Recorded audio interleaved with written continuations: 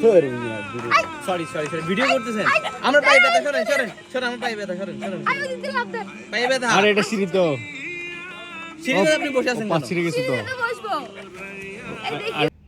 Hello good morning.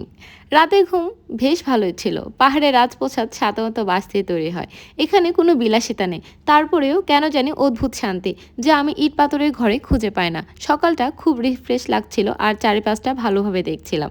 Natural swimming পুলের সামনে বসে সকালের রাজকীয় খাবার খাচ্ছিলাম। খাবারে ছিল জুম ভাত, ডাল, আলু ভর্তা, যেটা খুব তৃপ্তি সহকারে খেয়ে নিলাম।